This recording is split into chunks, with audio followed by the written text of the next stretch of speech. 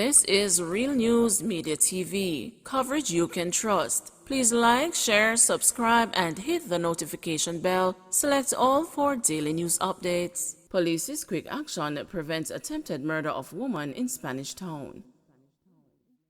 Quick action by the police on Thursday afternoon prevented the attempted murder of a woman by gunmen in Spanish Town, St. Catherine. The news was informed that the suspects were captured and the firearms seized. The drama unfolded on the compound of the Friendship Primary School. However, no student was harmed.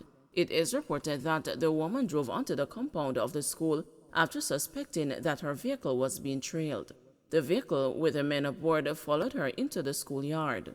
The woman reportedly managed to alert the St. Catherine North Police. A quick response team rushed to her assistance and captured the suspects at the school. Senior Superintendent Howard Chambers, head of the St. Catherine North Police, confirmed the incident. However, he told the news that Deputy Commissioner in charge of crime Fitzbailey will further speak on the matter. Demolition halted at illegal settlement in Bernard Lodge. Member of Parliament for St. Catherine Southern Fitz Jackson says demolition of illegally constructed houses near Clifton in Bernard Lodge, St. Catherine, has been halted. About 30 illegally erected housing projects on Sugar Company of Jamaica lands were slated to be demolished following a directive from Prime Minister Andrew Holness. Prime Minister Andrew Holness told Parliament on Wednesday that gangsters have been selling lands in the area under the pretext of ownership or building on them, which poses a security threat to development. Demolition in the area started on Thursday morning, but Mr. Jackson told the news that later in the day that the exercise was halted following his intervention. He said he had called the Prime Minister as well as the SCJ, after which the entity agreed that it would not yet demolish structures for which persons had a certificate of possession. This morning, that when they came to demolish, they were about to demolish buildings for persons who had certificate of possession.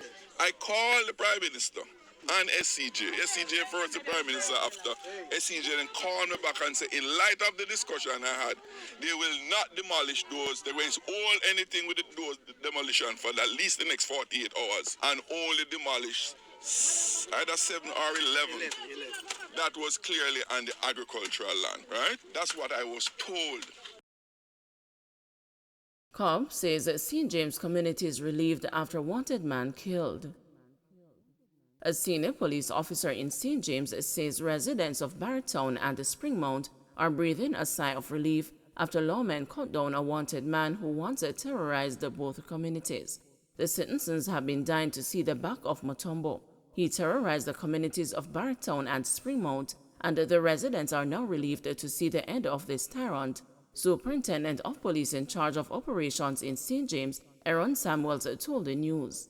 He was referring to Springmount resident O'Shane Mutombo Earl, who was killed in Goshen, St. Elizabeth on Wednesday evening during what police have said was an armed confrontation with members of the Counter-Terrorism and Organized Crime Division of the police force. Earl was wanted for at least 7 murders, including a double killing in Barretown in September and the shooting death of a farmer in Springmount earlier this year. Reports are that a 14-year-old girl was rescued unhurt and an illegal firearm seized during the operation in which Earl was fatally shot. Samuels credited a recent push by the police force for Earl's demise. Our relentless effort on the Operation Relentless 2 at the target led to this, and so we are happy with this success, he said. He has also put other criminals on notice that lawmen will be coming for them. He referenced Anthony Tony Angus, who is wanted in connection with the last month's shooting death of 2 men in York Bush, St. James. We are going for all other wanted individuals. We won't be letting up, Samuels warned. Pathways murder accused Andre Ruddock further remanded. Andre Ruddock, who is accused of killing Tanika Gardner at Pathways International Kingdom Restoration Ministries in Montego Bay, St. James, almost a year ago, was further remanded until January 11. A plea and a case management hearing initially scheduled for yesterday in the Home Circuit Court was postponed. Prior to yesterday's adjournment, the court was told that the defense and the prosecution are engaged in discussion. Ruddock, who is represented by attorney Anthony Williams, was in February deemed fit to plea. Ms. Gardner and a man identified as Michael Brown were found dead on the compound of Pathways International Ministries on October 17. Ms. Gardner's throat was slashed.